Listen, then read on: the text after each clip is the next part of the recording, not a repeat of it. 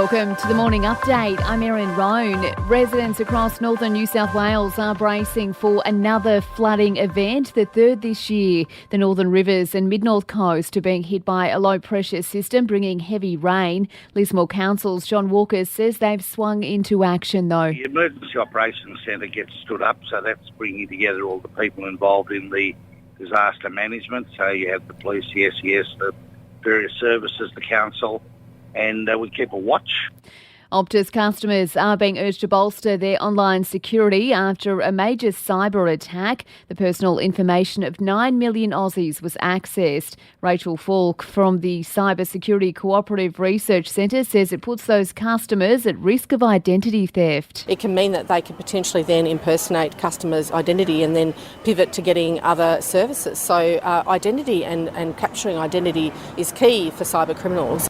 Overseas, there's long queues at the Russian border as citizens attempt to flee conscription. Traffic is flooding into Finland and Georgia, while the price of plane tickets out of Moscow has skyrocketed to more than $7,000. It comes after President Vladimir Putin ordered the country's first military mobilisation since World War II, warning he is prepared to use nuclear weapons. Research suggests the impact of COVID could last far longer than first thought. Blood samples taken from patients with long COVID who have symptoms such as fatigue and shortness of breath show markers of autoimmune disease. Nearly 80% of COVID patients had 2 or more of these markers 6 months after infection. That fell to 41% after a year. And NASA has given us the clearest view yet of Neptune's rings, the James Webb Telescope revealing the ice giant in incredible detail. To sport now, Sydney and Geelong have named their teams for tomorrow's AFL Grand Final clash at the MCG. Hayden McLean and Sam Reid are in for the Swans. Logan McDonald has been dropped.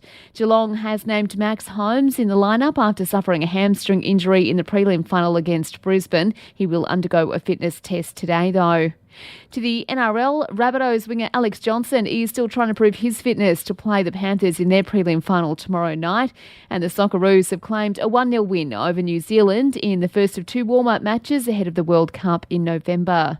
And for even more sports news, make sure you check out the Sports Update. You'll find it wherever you're listening to this show.